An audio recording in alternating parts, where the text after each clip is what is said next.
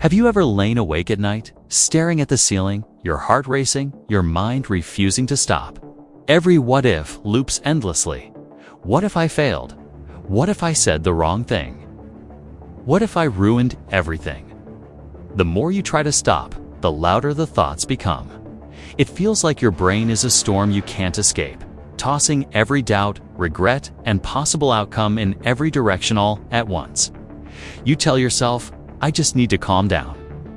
I just need to sleep. I just need to stop thinking. But it doesn't work. The more you fight, the more the storm rages. And slowly, over weeks, months, even years, it starts affecting everything. Your focus, your relationships, your confidence, your ability to make even simple decisions. If this sounds familiar, you're not alone. Most people feel trapped in their own minds. They think overthinking is a flaw. But here's the truth, it isn't. It's a signal. A message from your brain. A clue about what matters to you, about the fear you haven't faced, about the choices you're avoiding. And if you learn to listen rather than fight it, overthinking can stop controlling your life. Stay with me, because by the end of this video, you'll understand why your mind keeps racing and exactly how to quiet it without forcing fake calm or endless meditation. Before we dive deeper, I want you to do something simple. In the comments, type "quiet mind" if this storm of thoughts feels familiar to you. Also, if you want more videos that give real solutions for your mind and life, hit subscribe and press like to let me know you're ready to take control of your thoughts. And one question for you to think about while watching. Which thought keeps repeating in my mind more than any other, and why? Don't overanalyze it, just notice it. We'll come back to this later in a practical exercise. So, why does overthinking happen? It isn't random. It has a pattern. Your brain is designed to predict, prepare, and prevent danger.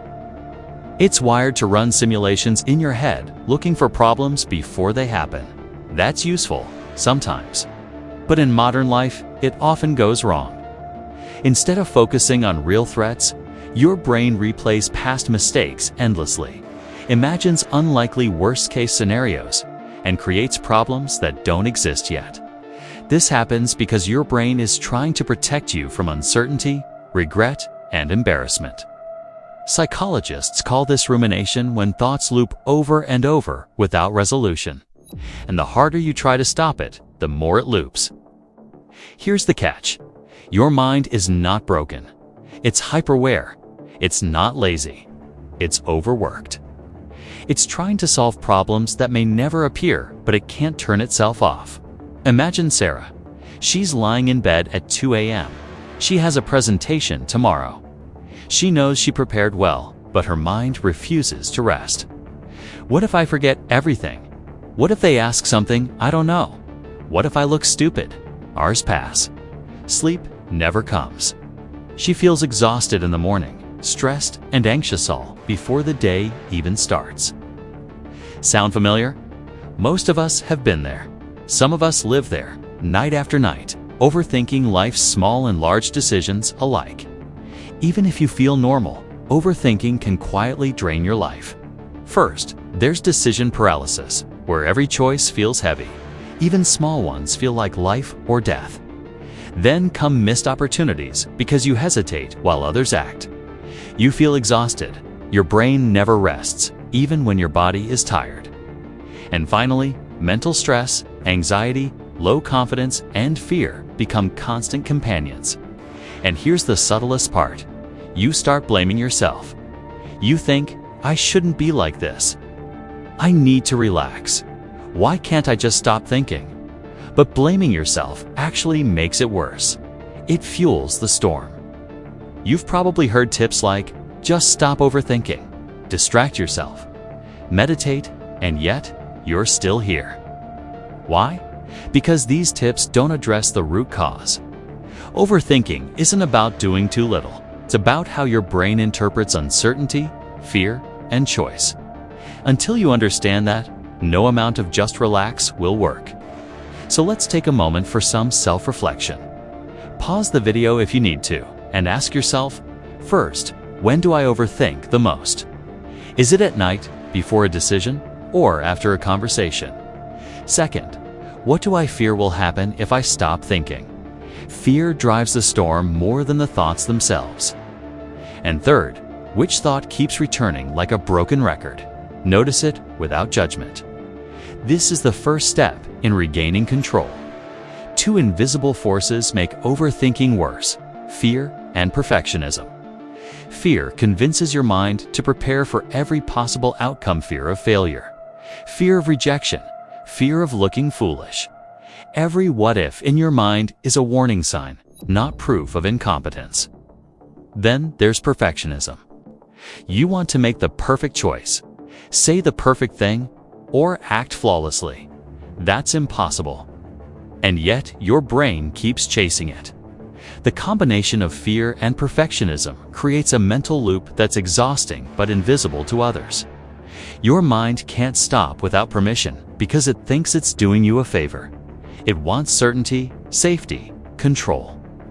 But modern life rarely offers these, so your mind improvises, creating endless simulations like a security camera that never turns off.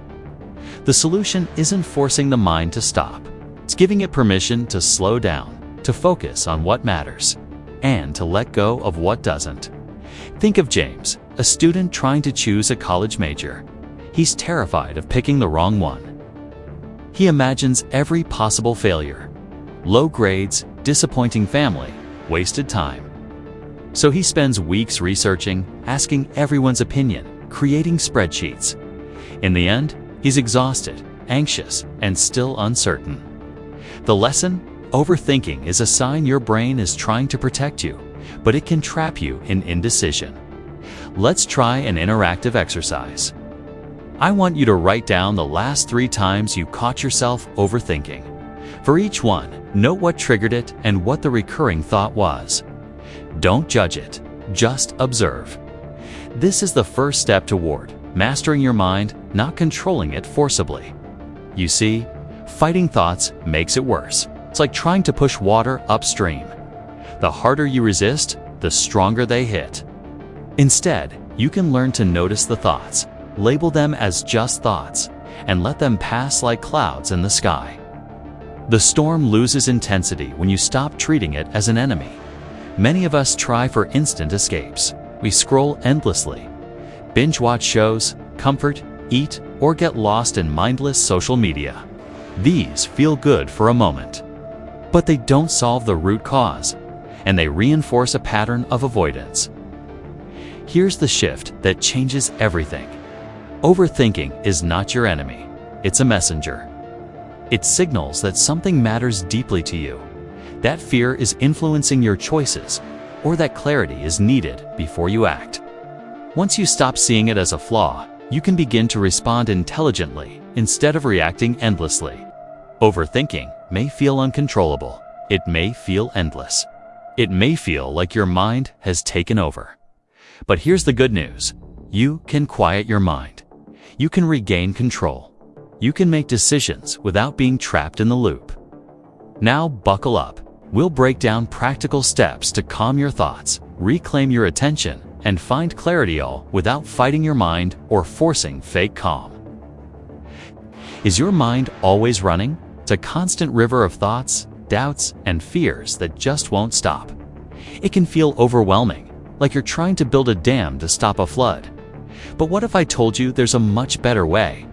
A way to redirect that river instead of trying to stop it altogether. You don't need to eliminate your thoughts. You don't need to force yourself to be calm. What you need is direction, structure, and a deep understanding of how your brain works. You need tools that work with your mind, not against it. By the end of this video, you'll have a complete step-by-step roadmap to quiet your overthinking, regain your focus, and start making decisions with confidence without the guilt, the panic, or those endless mental loops. Let's start with the first, most important rule of quieting your mind. Observe your thoughts before you act. And here's the key part. Do it without judgment. Imagine you're sitting by a window, watching the rain fall. You see the drops hitting the glass. You see patterns forming, but you don't try to stop them. You just watch. Your thoughts are exactly the same. They come and go. Here's a quick exercise you can try. Grab a notebook and for the next 5 minutes, write down every single thought that's racing through your mind. Don't edit it, don't judge it. Just let it flow onto the page. When you're done, read what you wrote. You'll probably notice a few things. Many of your thoughts repeat themselves over and over. Some of your biggest fears might seem a little irrational when you see them written down, and you'll start to see patterns that reveal what truly matters to you. This kind of observation is powerful. It shows you that your mind is some uncontrollable monster it's actually trying to tell you what needs your attention. Now for step 2. Break the cycle with small decisions. Overthinking absolutely thrives on indecision. When every choice feels heavy and monumental, your brain gets stuck running endless simulations of what could go wrong. The solution is to take micro-actions. Making small, decisive choices gives your mind positive feedback and immediately reduces anxiety. For example, choose what you're going to eat for lunch without agonizing over it. Decide on your morning routine and then just follow it for a week. Reply to that one message you've been putting off. Each tiny decision you make strengthens your confidence. Over time, that river of thoughts starts to flow more calmly because you're giving it a clear direction. Let's try it right now. Ask yourself, what's one small decision I can make in the next 5 minutes? Go ahead and do it. You'll feel that sense of mental relief almost instantly. Next, we need to learn how to separate problems from solutions. Your mind loves to get stuck in what I call problem loops. It tells you, I need to solve everything, and I need to solve it right now. But the reality is, most problems can't be solved purely inside your head, and that's okay. The trick is to identify what's actionable and what's outside of your control. For instance, maybe you're worried about a difficult conversation you have to have tomorrow. You can prepare what you want to say, but you can't control how the other person will react. Maybe you're anxious about the future. You can plan small, manageable steps, but you can't predict every single outcome.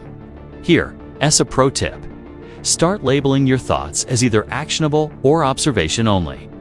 When your mind knows where it can actually make a difference, it stops spinning in those endless, unproductive loops. This next step is a game changer. Use timed thinking sessions. That's right. You're going to give your brain permission to overthink, but only on your schedule. Set aside 15 or 20 minutes every day as your official thinking time. During this window, you can write down all your worries, your plans, your what-ifs. Let it all out.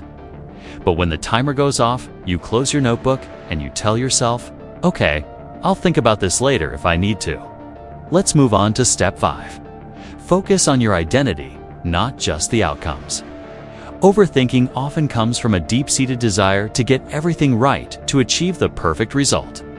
But this puts immense pressure on you. Instead of focusing on the outcome, try asking yourself this question: who am I becoming by making this choice? When you shift your focus from outcomes to identity, fear and overthinking start to lose their grip. If your goal is to be a creative person, then your job is to write daily, even if it's not perfect. If your goal is to be a kind friend, you act with empathy, even if the outcome isn't exactly what you hoped for. Identity-focused thinking guides your decisions naturally. Your mind stops spinning because your actions are aligned with your core values, not with hypothetical fears about the future. Sometimes, though, your thoughts spiral out of control and you need immediate relief. That's where grounding techniques come in. These simple tools bring you back to the present moment. One of the best is the 5-4-3-2-1 technique. Right where you are, name 5 things you can see. Then, 4 things you can feel, 3 things you can hear, 2 things you can smell, and finally, 1 thing you can taste. Another powerful one is box breathing. It's simple. Inhale for a count of 4, hold your breath for 4, exhale for 4, and hold again for 4. These tools work by calming your body's nervous system, which directly reduces the intensity of your overthinking. Why don't you try the 5, 4, 3, 2, 1 technique for just a minute right now? Just pause and do it. Notice how your mind starts to settle. Now, let's talk about triggers. Step 7 is to reduce your triggers gradually. You need to identify what kicks your overthinking into high gear. Is it endlessly scrolling through social media, comparing yourself to others? Or maybe it's consuming too much negative news. Once you know your triggers, you can start replacing them with purposeful alternatives. Instead of scrolling, try journaling. Instead of doom scrolling through bad news, go for a walk. Instead of letting your mind race, listen to some calm music or try a short meditation. These small changes train your mind to focus on what actually matters instead of constantly feeding the storm. An essential part of this process is building a daily reflection habit. This doesn't have to be long or complicated. Just spend 5 or 10 minutes at the end of each day reflecting on a few simple questions. What did I overthink today? Was it helpful or was it harmful? Okay. And what's one small action I can take tomorrow to move forward? This habit builds your self-awareness, and over time, your mind gradually learns how to self-regulate without you having to fight it so hard. Step 9 is to use visualization for clarity. Visualization is so much more than just daydreaming. It's mental rehearsal. Let's say you have that challenging conversation coming up. Close your eyes and imagine yourself facing it. See yourself calm, confident, and present. Hear yourself speaking clearly and kindly. Replay this positive visualization in your mind every day. When you do this, your brain begins to accept these calm responses as normal, which significantly reduces anxiety and overthinking when you face the real situation. And finally, step 10 is to reframe overthinking as information. Instead of seeing your racing mind as a problem or a flaw, start treating it as a signal. Ask yourself, what is my mind trying to tell me right now? Then, work on separating the useful insights from the unnecessary noise. This mindset shift can transform overthinking from your worst enemy into a valuable ally. There's a story about a guy named Lucas who always worried about failing his work presentations. He was a chronic overthinker, but once he started treating his overthinking as a form of preparation, he used the insights from his thoughts to rehearse better and anticipate questions. His anxiety went way down and his performance shot way up. So let's put it all together with a quick, interactive exercise to quiet your mind. It has 3 simple steps. First, take 5 minutes and write down all of your current worries.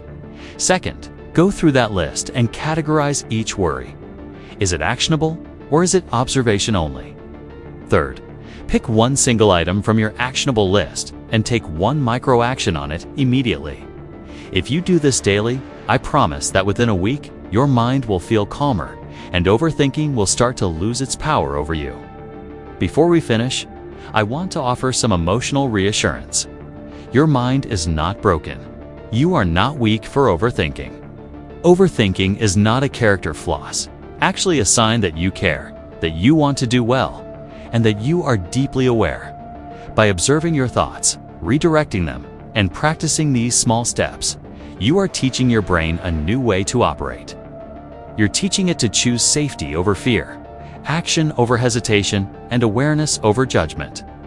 Each small step you take compounds over time. That storm of thoughts will gradually transform into a calm river that you can navigate, not one that you have to fight. The mind will always produce thoughts. You can't stop it entirely, and you shouldn't even try. What you can do is learn to recognize the patterns. Take small, consistent steps, align your actions with your identity, and ground yourself when you feel overwhelmed. Overthinking loses its control when you learn to respond with clarity instead of fear. This journey to a quieter mind is gradual, it's consistent, and it's deeply personal.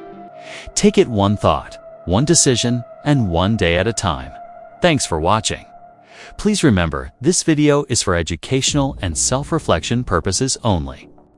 It is not a substitute for professional mental health care.